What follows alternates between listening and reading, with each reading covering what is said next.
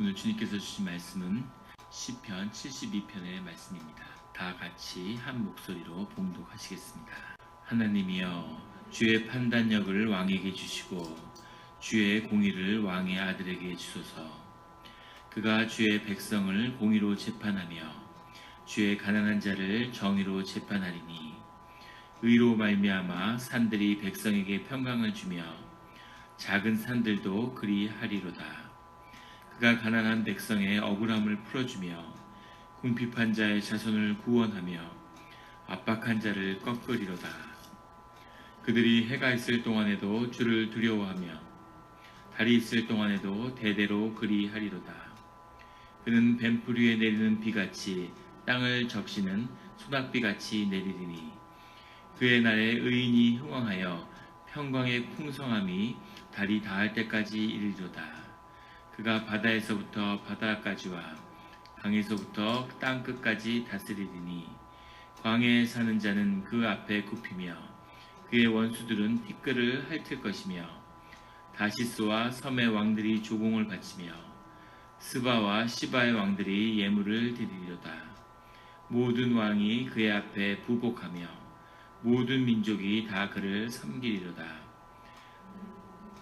로부터 부르짖을 때 건지며 도움이 없는 가난한 자도 건지며, 그는 가난한 자와 궁핍한 자를 불쌍히 여기며 궁핍한 자의 생명을 구원하며 그들의 생명을 압박과 강포에서 구원하리니, 그들의 피가 그의 눈앞에서 존귀히 여김을 받으리로다. 그들이 생존하여 스바의 금을 그에게 드리며 사람들이 그를 위하여 항상 기도하고 종일 찬송하리로다. 산 꼭대기의 땅에도 곡식이 풍성하고 그것의 열매가 레바논같이 흔들리며 성에 있는 자가 땅의 풀같이 왕성하리로다. 그의 이름이 영구하며 그의 이름이 해와같이 장구하리로다. 사람들이 그로 말미암아 복을 받으리니 모든 민족이 다 그를 복되다 하리로다. 홀로 기이한 일들을 행하시는 여호와 하나님, 곧 이스라엘의 하나님을 찬송하며 그 영화로운 이름을 영원히 찬송할지어다. 온 땅에 그의 영광이 충만할지어다. 아멘, 아멘. 이세 아들 다윗의 기도가 끝나리라. 아멘. 다 같이 기도드리시겠습니다. 하나님 아버지, 감사합니다. 주의 음성을 듣고자 저희가 새벽지전 앞에 모였습니다. 저희 마음의 기도와 저희 마음의 묵상이 주님께 연락되기를 원합니다.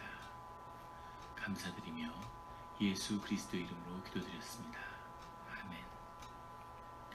오늘 시편 72편의 말씀은 1절에 하나님이여, 주의 판단력을 왕에게 주시고 주의 공의를 왕의 아들에게 주소서라고 하는 주님을 향한 그런 기도로 시작하고 있습니다.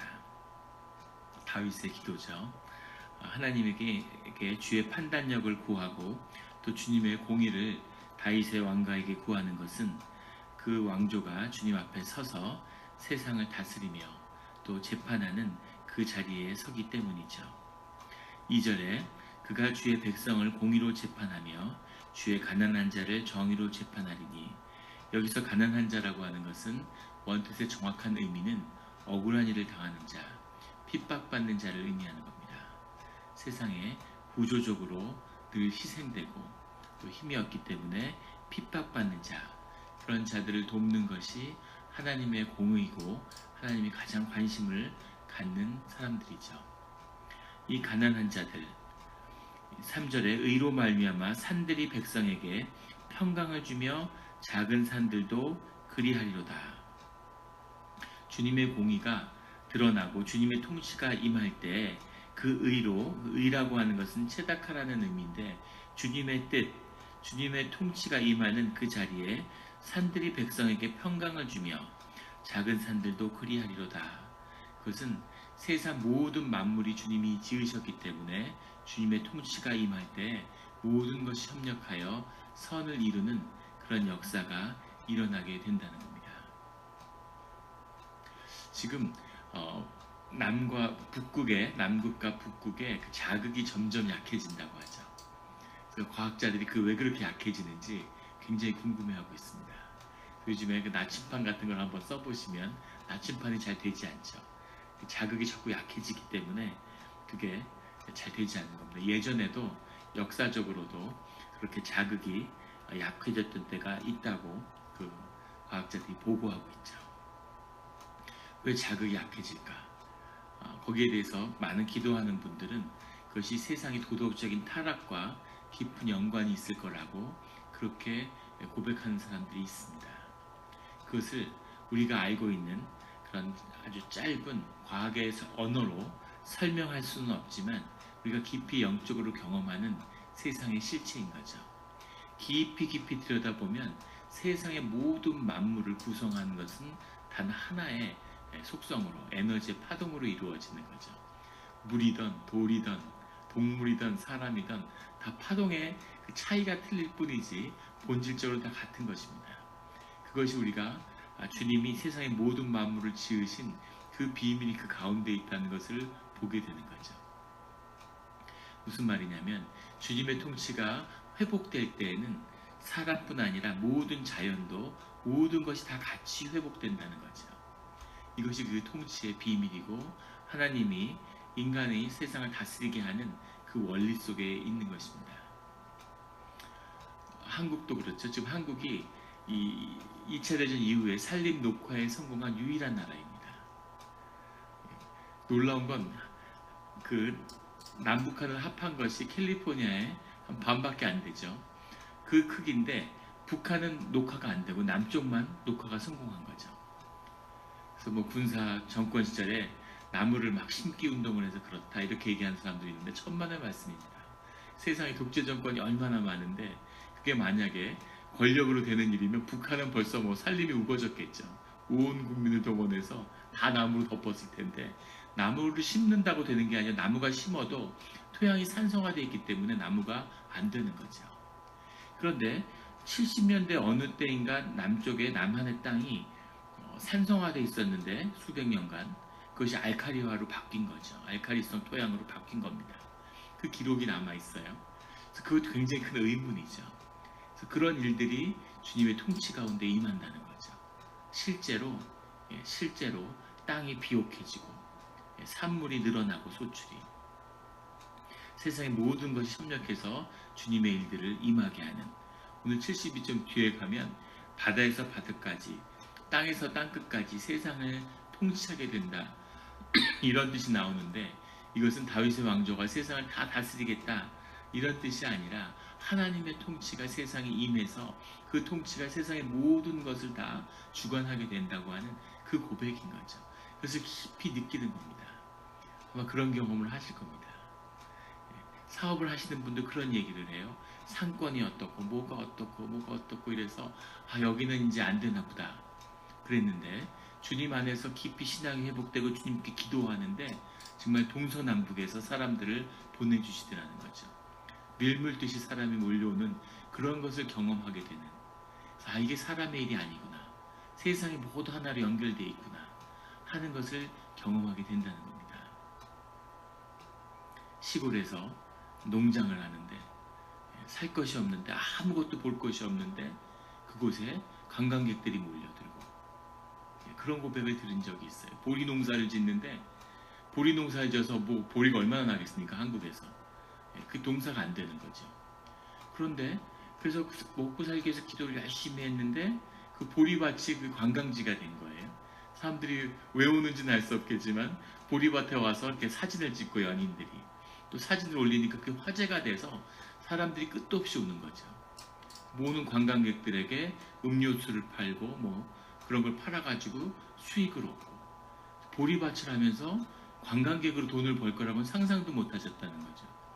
그런 알 수 없는 길이 열리는 이것이 주님의 모든 것을 협력해서 선을 이루어가는 주님의 일이라는 거죠. 그래서 주님 앞에서 공의를 행하고 옳은 일을 행하겠다. 그러면 의로 말미암아서 산들이 백성에게 평강을 줄 겁니다. 라고 하는 그 고백을 이 믿음으로부터 붙잡고 고백하는 거죠.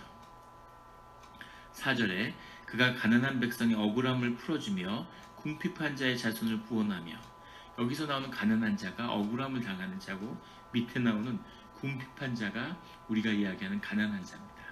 정말 가진 것이 없는, 늘 주님은 이 억울한 일을 당한 사람과 그 다음에 가진 것이 없는 정말 가난한 사람들, 이 두 부류의 사람을 하나님이 늘 긍휼히 여기신다는 거죠.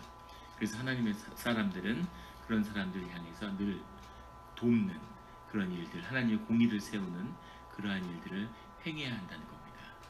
주님의 공의를 실천하는 주님의 자녀가 돼서 세상이, 산들이, 들판이, 바람이 주의 자녀를 돕는 그 축복이 함께 하시기를 예수 그리스도 이름으로 축원합니다.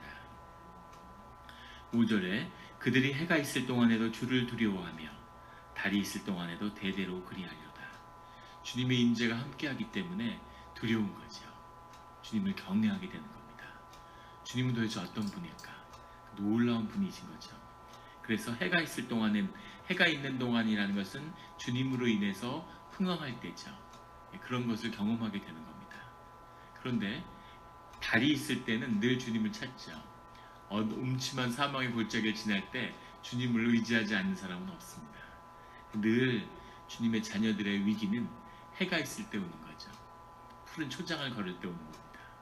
일이 잘 되고 사업이 잘 되고 자녀들이 잘 되고, 그럼 그게 당연한 것 같고 그게 다 내 것인 것 같고 내가 홀드하고 있는 것 같고, 그런 생각이 들 때 어느 순간인가 주님을 잃어버리게 되는 거죠. 그래서 해가 있을 동안에도 주님을 두려워하는 그런 백성이 되기를 시편의 기자는 강구하고 있는 것입니다. 그런 자들은 6절에 뱀풀 위에 내리는 비같이, 봄에 풀이 겨울에 비가 내려서, 캘리포니아하고 소아시아하고 비슷하죠. 근동의 날씨가 겨울에 비가 내려서 봄에 풀이 왕성하게 자라는 거죠. 그 풀을 잘라낸 뒤에 그 위에 6월 초에 비가 다시 내리는 겁니다. 그때 아주 그냥 그 산물들이 잘 자라고 너무 좋은 거죠. 그런 비처럼 그런 축복이 함께 한다는 거죠. 땅을 적시는 소낙비 같이 주님의 축복이 내린다는 겁니다. 소낙비 같은 주님의 축복을 받으시는 성도님들이 되시기를 예수 그리스도 이름으로 축원합니다. 9절에 가면 광야에 사는 자들은, 주님의 자녀들은 축복을 받는데 광야에 사는 자들이라는 것은 주님을 모르는 자들인 거죠. 그 자들은 주님의 자녀 앞에 굽히고 그의 원수들은 티끌을 핥을 것이며, 그 굴종의 의미가 땅에 고개를 숙이고 엎드리는 것이었기 때문에 티끌을 핥는다는 것은 부복한다는 뜻이죠. 그 앞에 엎드렸다는 뜻입니다. 무릎을 꿇고 엎드리는 게 아니라 완전히 이렇게 몸을 쫙 펴고 엎드리는데, 그 흙, 먼지를 얼굴에 대니까 티끌을 핥는다 이렇게 표현한 거죠. 원수들이 그 앞에 무릎 꿇게 된다는 겁니다. 10절에 다시스와 섬의 왕들이 조공을 바치며, 다시스라는 것은 타르테소스라고 하는 그 당시 스페인에 있었던 왕국인데 무역으로 아주 번영했던 그런 역사적인 왕국이죠. 다시스와 섬의 왕들이, 그러니까 서쪽의 끝에 있는 나라의 왕들이 조공을 와서 바치고, 스바와 시바의 왕들이, 스바는 예멘을 얘기하는 거죠. 지금 아라비아 사막에 있는, 그 시바는 우리가 잘 아는 에티오피아를 의미하는 겁니다. 다 그 당시에 번영했던 나라들이죠. 그 나라의 왕들이 와서 예물을 드리리로다. 다윗의 고백이지만 솔로몬의 시대에 실제로 일어난 일입니다. 이 기도들이 얼토당토한 기도죠 사실은. 하지만 주님이 이 기도들을 다 성취시켜 주신 것을 우리가 지금 보는 것이죠. 모든 왕이 그의 앞에 부복하며 모든 민족이 다 그를 섬기리로다. 그리고 12절부터 14절까지 다시, 그럼에도 가난한 자와 궁핍한 자를 돌보는, 이것이 늘 믿는 자들의 소명이고 교회의 소명입니다. 우리가 늘 잊지 말아야 할 주님의 사역이며 부름이죠. 15절에 그들이 생존하여 스바의 금을 그에게 드리며 사람들이 그를 위하여 항상 기도하고 종일 찬송하리로다. 그들이 생존한다는 의미의 그들이 누구냐에 대한 논란이 많은데, 이 앞에 나온 어려운 자들이 결국 주님의 은혜로 살아남아서, 그래서 그들이 누리는 풍성한 그 은혜를 왕에게 바친다 이렇게 해석하는 사람도 있지만, 여기서 그들은 위에 나오는 그들하고는 달리 주님의 자녀들이 어려운 고난을 겪어왔지만 이제 스바의 금을 받는 세상으로부터 그 물질적인 풍요를 취하는 자들이 돼서 그래서 주님께 그것을 예물로 드린다는 그런 의미가 더 가까울 것 같습니다. 주님께 금을 바쳤다. 그 말은 금을 얻었다는 뜻이겠죠. 주님께 많은 것을 바칠 수 있다는 건 그만큼 많은 것을 가졌다는 의미가 되는 거죠. 제가 어떤 장로님이 그런 고백을 하시는 분을 봤어요. 굉장히 사업을 크게 하는, 이름만 되면 다 알 정도로 그렇게 크게 사업을 하는 분인데 그분이 그런 고백을 하더라고요. 당신은 11조를 바치는 게 아니라 19조를 바친대요. 19조를 헌금하고 11조를 사신답니다. 그런데 어마어마하게 잘 사시는 거죠. 그러니까 하나님이 축복하신 거죠. 근데 한 번도 내가 돈을 벌거나 내가 잘 되기 위해서 사업을 한다는 생각을 하지 않는다고 그렇게 얘기하시더라고요. 그래서 벌써 정리하고 은퇴했을 거라고, 뭐 필요한 게 없는 거죠. 그런데 사업이 크고 사람을 보내주고 그 일로 많은 일들이 일어나고, 그래서 이것이 하나님의 일이구나, 그런 것을 경험하게 된다, 이런 고백을 하시더라고요. 나이가 들고 몸이 쇠하지만 점점 사업에 흥황하는 거죠. 그런 축복, 그런 축복을 놓치지 않는 주의 자녀들이 되시기를, 그의 인생을 이제 뭐 인생 다 살았는데 삶을 이제 어떻게 은퇴해서 이렇게 할까, 이것은 주님의 길이 아니죠. 내일 세상이 망해도 오늘 주의 이름으로 믿음으로 사과나무를 심는 것, 이것이 믿음이고 주의 자녀의 길입니다. 스피노자의 고백이죠. 내일 세상이 망해도 오늘 사과나무를 심겠다고, 신앙의 고백입니다. 그래서 세상이 스피노자의 믿음, 스피노자가 하나님의 사람이었다는 것을 지워버리고 세상의 일인 것처럼 속이는 거죠. 그것은 오직 주님을 믿는 자만이 할 수 있는 고백이죠. 내일 세상이 망하는데 오늘 뭘 하겠습니까? 그런데 그것이 끝이 아니고, 그리고 오늘 심은 나무가 내일 죽더라도 주님의 이름으로 주님의 뜻 가운데 오늘 주님이 원하시면 또 심는 거죠. 그런 길을, 그런 믿음의 길을 가는 주님의 자녀들이 되시기를 예수 그리스도의 이름으로 축원합니다. 16절에 산 꼭대기의 땅에도 곡식이 풍성하고 그것의 열매가 레바논같이 흔들리며 성에 있는 자가 땅의 풀같이 왕성하리다. 산 꼭대기의 땅에 곡식이 풍성하다는 의미는 산 꼭대기의 땅이 풍성할 리가 없죠. 곡식이 풍성할 수가 없는데 그런 산 꼭대기에도 곡식이 풍성한 겁니다. 주님의 축복이 임하는 곳에 주님의 축복이 차오르면 그러면 곡식이 풍성해진다는 거죠.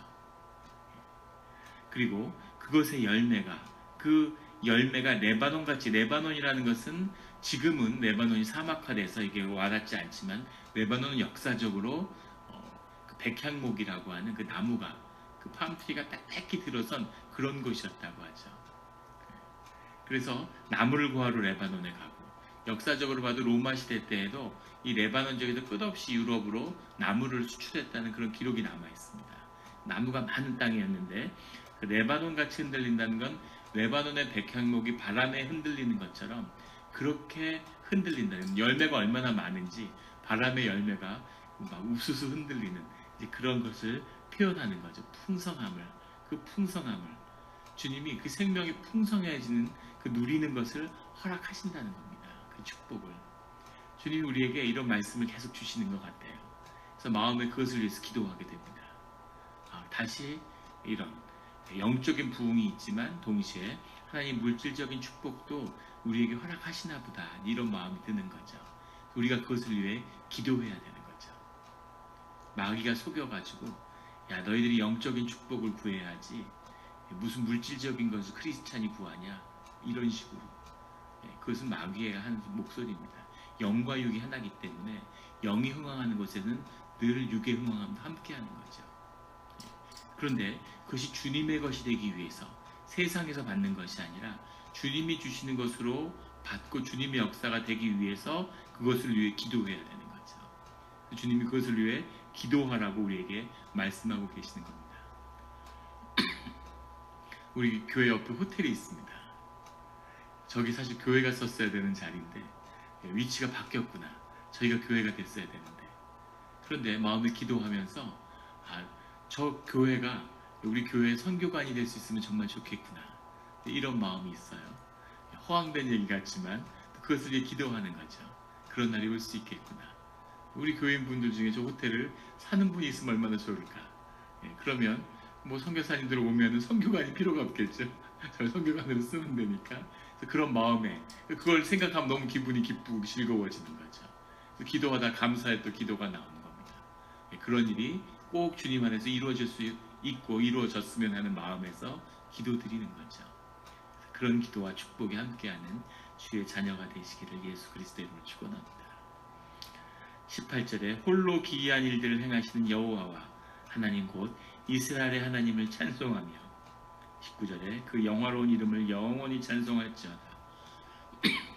그 기도의 끝에서 그 모든 것의 근원이며 모든 것을 주관하시는 그 하나님, 오직 홀로 기이한 일을 행하시는 그 하나님을 찬송할지어다. 주님이 우리를 부르신 뜻이고 우리가 교회에 같이 모여있는 이유이고 우리가 교회에서 해야 하는 예배의 중심입니다. 주님을 찬송하고 또 찬송하는 거죠. 그것이 주님의 통치가 이 땅에 임하는 우리의 삶을 주관하는 그 비밀이기도 한 거죠.